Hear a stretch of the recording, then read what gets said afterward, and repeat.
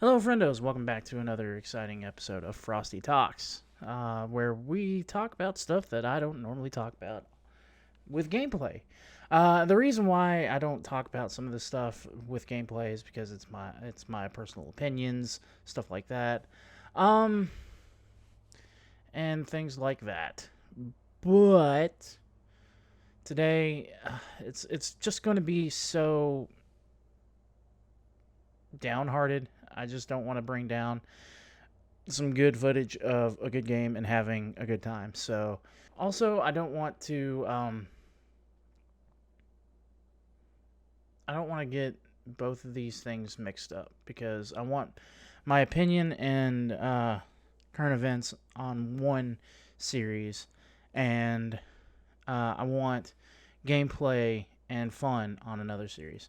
But anyway, let's get into it. So first thing I want to talk about, because it kind of has something to do with everything going on right now, is the Kyoani fire. I've never really watched, I don't think, any of the animes that Kyoani did. Um, I'm looking at it right now. I don't see anything that looks familiar. And of course,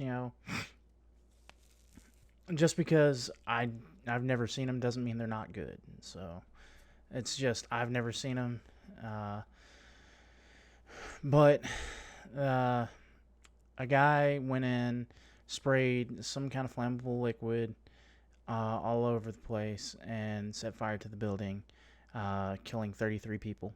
Unfortunately, fortunately enough, they've caught him. Thank God.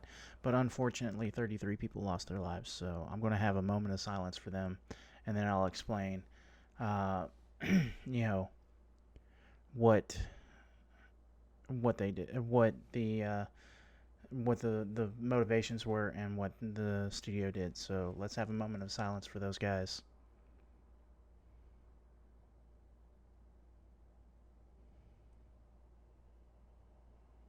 All right. So the motivations were kind of petty. I say petty because nobody should lose their life for any reason other than, I guess, they were attacking someone. Like, if this guy went out and punched somebody in the face, they got scared, they shot him, I'm not going to feel sorry for you. But this this is petty. Like, I don't know how else to describe how sickening this act was. He went in because of copyright infringement, set fire to the building, and killed 33 people. You don't do that and expect sympathy. I'm sorry. No, I'm not sorry. You don't get any sympathy if you kill 33 people.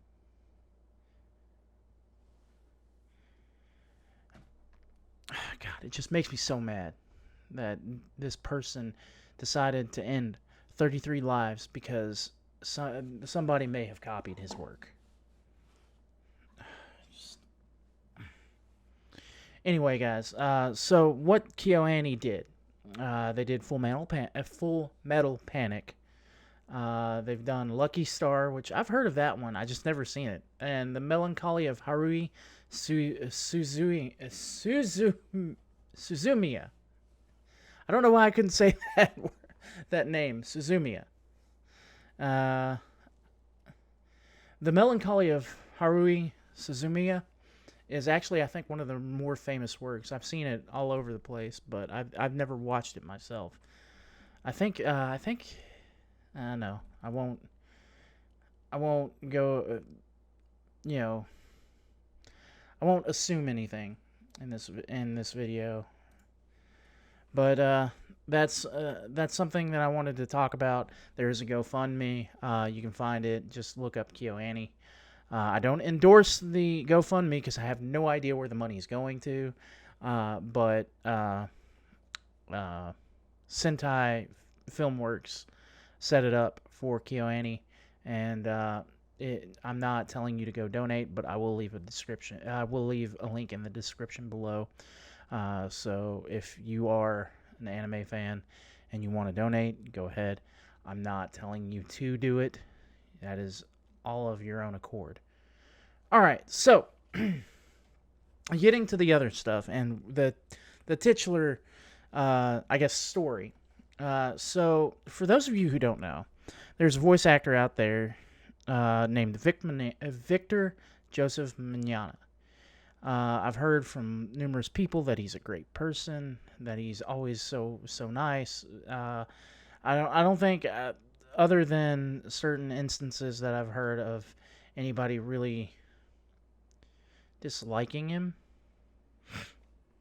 and even some of the accounts where they don't like his interaction with them. It wasn't until long after the fact. So there's that. I don't know if that changes. I'm not trying to change your opinion of the guy. I'm just stating what I understand to be true. So Vic has done voices for two animes that I absolutely love. That is Full Metal Alchemist and also, excuse me, and also Dragon Ball, Dragon Ball Z, Dragon Ball Super. I don't think Brawley was ever in GT. But he did a voice for Brawley and the voice of Edward Elric. I kind of have a personal feeling for Edward because my middle name is also Edward. So there's a fun frosty fact for you today. Try to say that 5 times fast. Fun frosty fact. Fun frosty fact. Fun frosty. Blah. I can't even do it. Okay, so that's the basics of Vic. So why am I talking about it? So there are 2 different factions out there in the anime community. One of them's named Kick Vic, and the other one is called I Stand With Vic. And I guess what you're probably wondering is, why are there 2 factions, and why does one want to kick him, and why does one just want to stand with him? Well, strap in, folks. So, after the Dragon Ball Super Broly movie came out,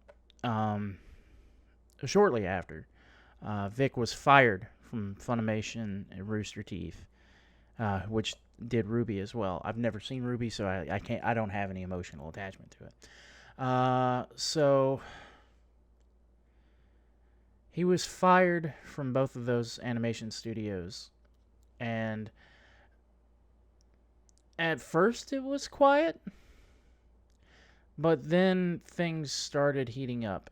You see, Bulma's voice actress, named Monica Rial, and her fiance, Ronald Toye, decided that, it staying quiet was not an option. So they started tweeting. First, they started out vague, like, I have a story, this, that, and the other. And then they actually became a fully fledged story. Well, Dragon Ball Super Broly was in the box office, so they held off on actually, I guess, making the full story public. So after that ran its course, they decided to go full blown. So why does that matter? Well, after some pressure, Funimation made their decision to terminate Vic public. And in the thread, there was quite a few accusations thrown around. So that happened, and then for a while Vic kind of laid low, I guess, trying to figure out what he was going to do, and finally he decided to sue Funimation's Entertainment, or Funimation's studio. I don't know if it's an entertainment or if it's just a studio. Funimation's Monica Rial, Ronald Toye, and another voice actress, Jamie Markey, for, again, bringing out accusations. The story goes something like this. At KyauaniCon in 2007, this is 2019. So 2007 comes around, and well, they all Monica decides to go to Vic's hotel room to view a video of Full Metal Fantasy, which is a fan film involving Vic's Full Metal Alchemist. I guess Full Metal Alchemist's protagonist, Edward Elric. So during the video, he grabs her arms, turns her around, and starts kissing her aggressively, is what she said. And then somehow she got on the bed, and then the owner of KyauaniCon knocks on the door, and Vic hurries to answer the door. Well, apparently, Stan sees Monica in distress and asks her if she's all right. She says she's fine, and they all go out to dinner. Then she returns to Vic's room, goes out onto the balcony, and talks with someone.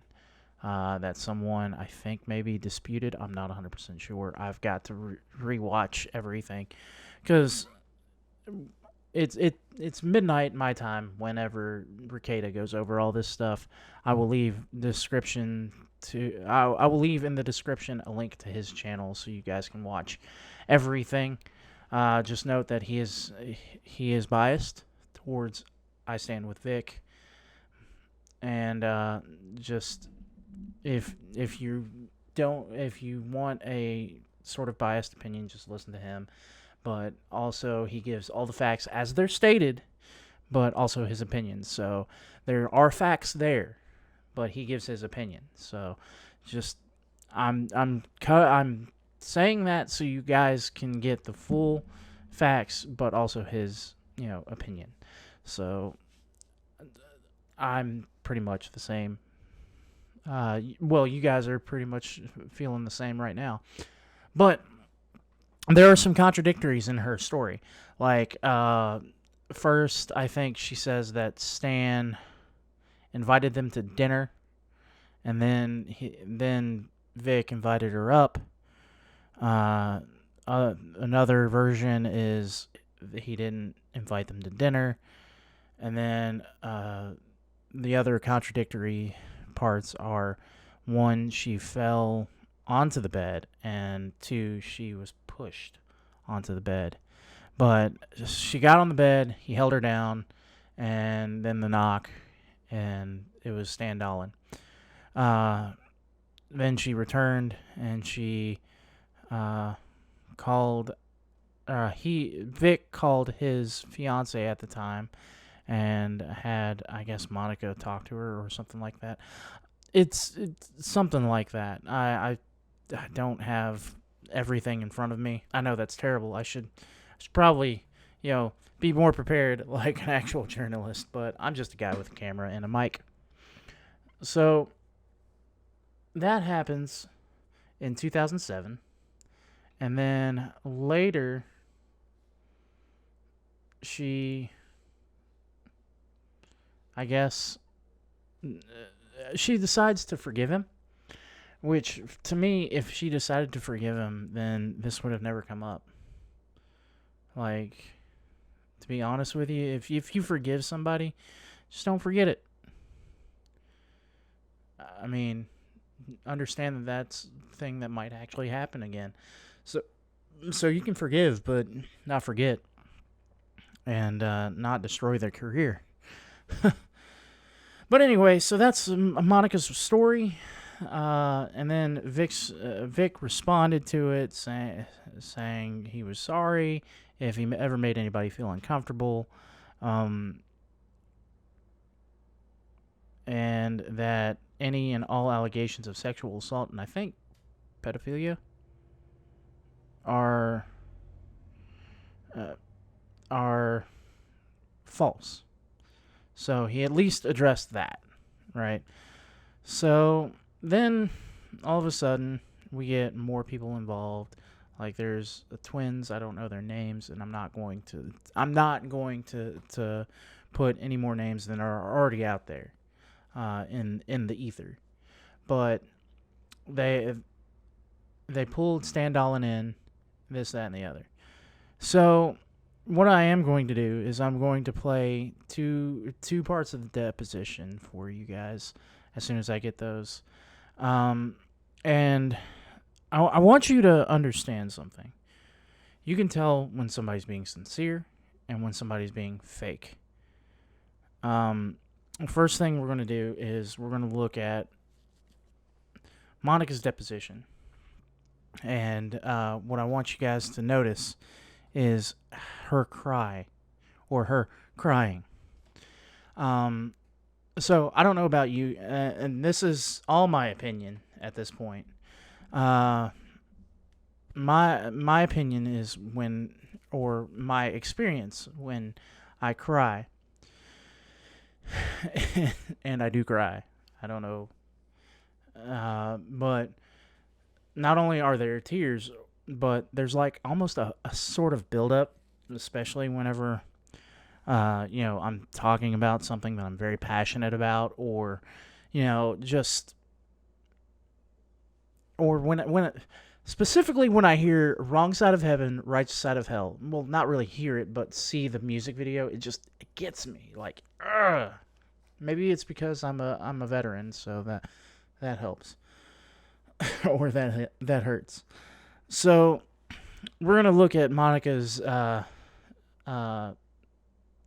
crying event in her deposition real quick, and then we'll come back to me. So here you go. That he had done his fan film. And so I went to his hotel room because, like I said, I had been flirting with Brawley all weekend, and he was dating a friend of mine named Michelle Specht. So I went with him to the hotel room. He played for me the video, and in the middle of the video, he grabbed me by the arms, and he turned me around, and he started kissing me. And, I was... It's okay. I was raped when I was 15 years old. Mm-hmm. And so for me, it was a very difficult moment. I was frightened, I was scared, I didn't know what to do. When I was 15, I had fought back, and that didn't end well for me, so I just kind of went along with it, knowing that any minute Stan was going to come to the door, and he kept kissing me and kind of pushed me back onto the bed and actually got on top of me, and I still have like a very visual, like a nightmare actually, that the feeling of looking at the door and thinking, how do I get out of this? Like how do I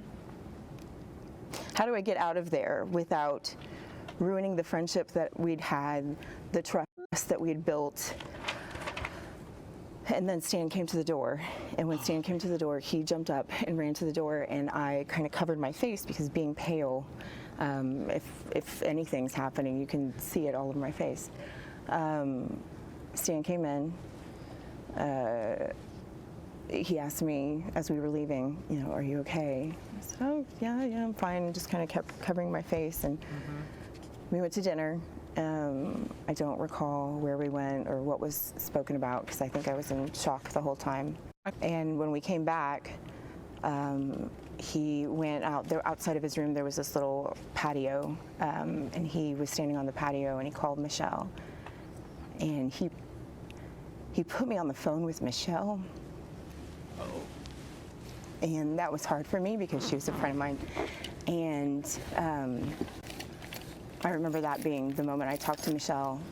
I said goodnight, and then I went to my room, and that was...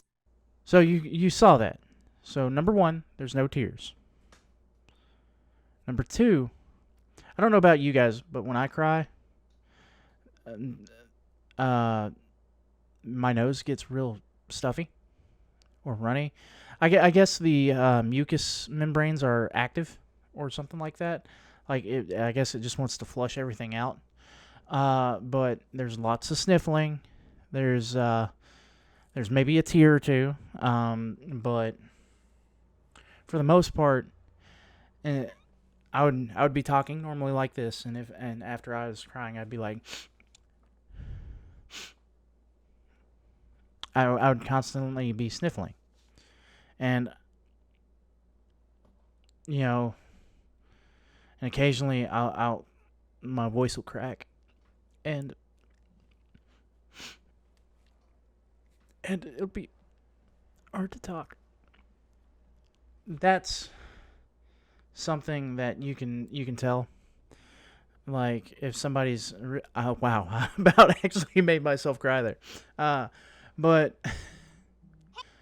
that's something that I noticed, that she wasn't sniffling, and her voice wasn't cracking after that. Now let's look at Vic's. Is it Brawley or Brawley? Everybody says something different. I've always thought it was Brawley. Okay. But some people say Brawley. So. And I understand that film, Dragon Ball Brawley, was the third highest grossing anime film in the United States. Does that sound right to you? Were you pretty pleased with that success level? It was, it was a privilege. I was really proud to be a part of it.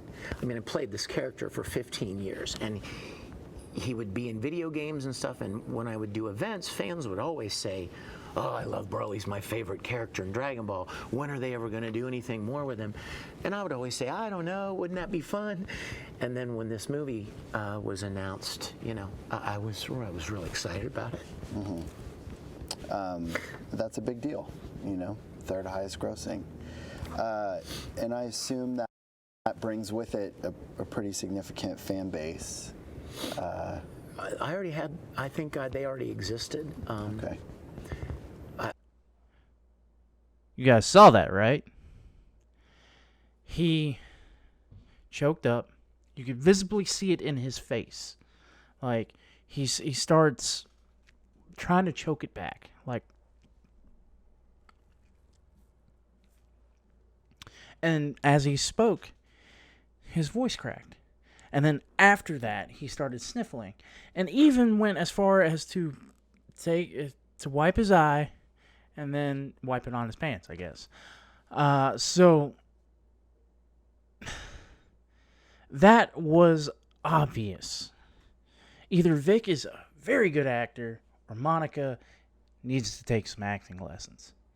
So that's so painfully obvious, right?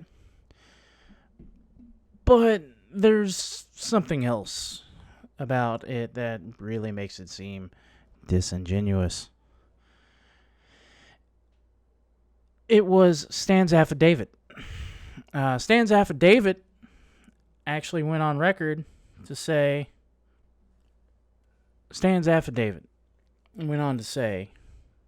that he did not recall this event. If he had seen Monica in distress, he would have never invited Vic back, or Monica. Maybe not Monica, just Vic. But instead, he invited Vic and Monica back several times after that, and they answered.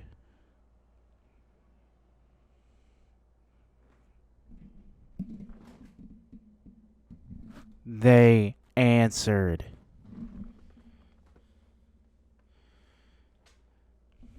So let's go on and talk about how Vic is fighting back.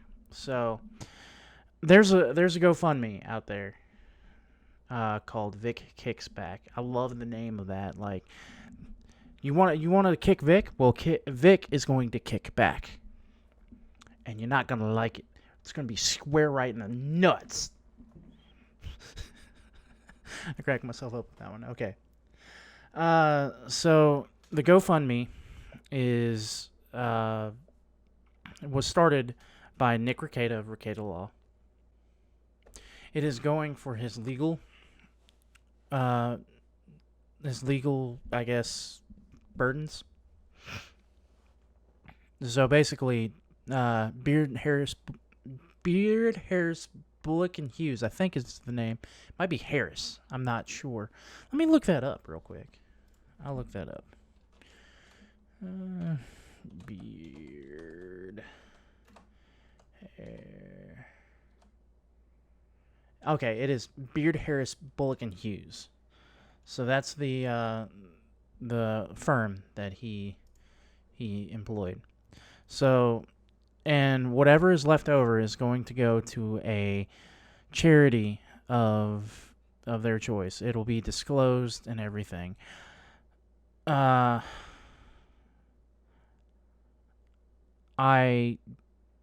have donated to this GoFundMe. I'm not going to endorse it, but you guys can donate if you like. I'm not forcing you to.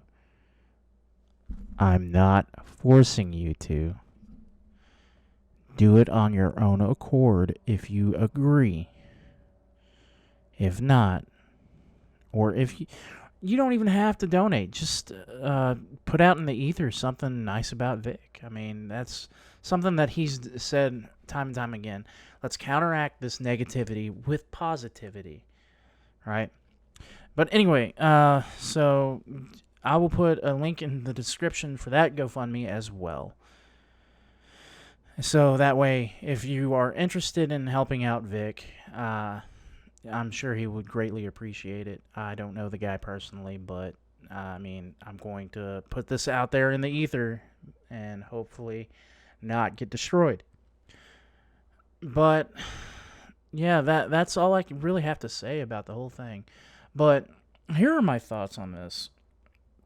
So you've got Monica Rial's story. There's a couple of others out there, but I just want to stick with the people he's suing. And her fiance, Ronald Toye, has also stated some accusations of pedophilia and this, that, and the other. But let me be clear to all of you out there. If you are going to accuse somebody of something so heinous, number one, and especially if it happens to you, if you are going to accuse somebody of something like sexual assault, or kitty diddling, make sure you have evidence. And if you are the one the person is assaults, make sure you call the authorities. Get a police report, and if it's R to the A to the P to the E, make sure you get one of those kits done on you, because that will help. I mean, because false accusations hurt real victims. Let me make sure to say that again for the people in the back. False accusations hurt real victims. So if you are going to accuse somebody of something so heinous, something that nowadays will destroy everything you hold dear, it will take away your income, it will take away your ability to pretty much live, because not only do you have to register as a SEX offender, but you also have to, if you are, found guilty, you will have to, carry that, carry that label of a felon. And if it's found out to be false later, there's no there's no repairing that at all. So if you are a real victim, number one, I'm sorry that it happened to you. I really am. And hopefully you got everything that you. Hopefully you got your ducks in a row and got a police statement and some kind of physical evidence. Because I want you to get justice. Justice to me is more important than. Justice to me is extremely important. Because if this life is not fair, if we can put a little bit of equality, if we can put an equalizer out there, it would have to be justice and our justice system. I know so many people get off for bullshit reasons. But if you have your ducks in a row, you should be able to come through on top. Because if you're a real victim and you have all the stuff that you need to throw out this accusation and to defend it in court, then by all means do it. You deserve your justice. But if you are like Monica Rial, Ron Toye, and Jamie Markey, and you throw out an accusation, throw out a witness, that witness can't corroborate your story, you deserve everything that's coming to you. You deserve it. You have no sympathy from me. If you have any type of evidence sitting in that backlog of yours that you haven't presented yet, that would just end this case right now, you should have done it by now. Because any longer you withhold that information, this looks terrible for you. And if you have that evidence, irrefutable evidence, unlike a story which has been refuted by an affidavit, by the witness that you threw out there. If you have physical evidence that is non-refutable, you better throw that out there. Because if you wait any longer, it's starting to look a little bit like malice or withholding evidence. So, again, guys, if you are an actual victim, get help. Get help. File a police report. Get a kit done if that happened to you. Get something written that says this happened.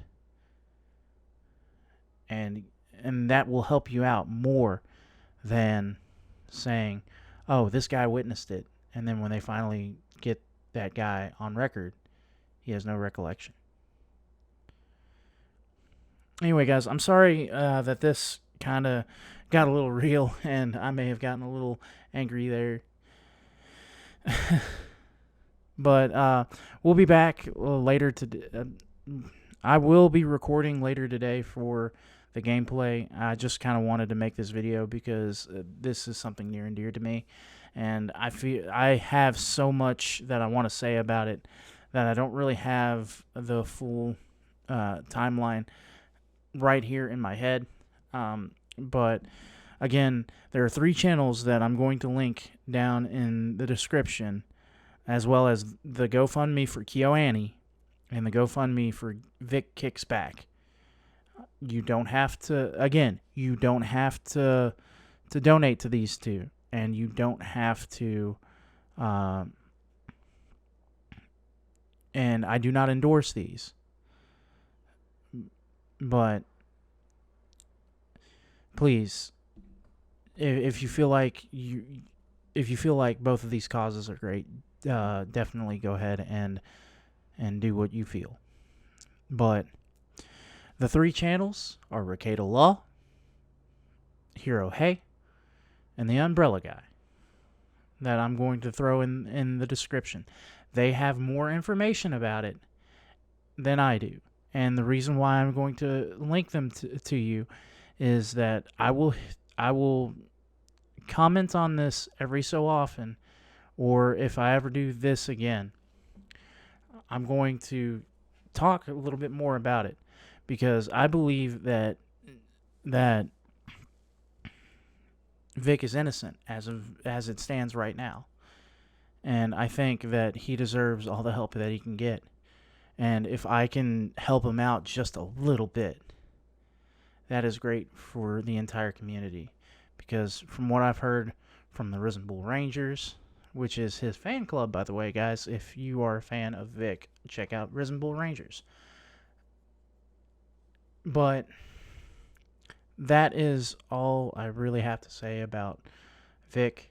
And I thank you guys for watching this long video. And until next time, guys, you stay frosty.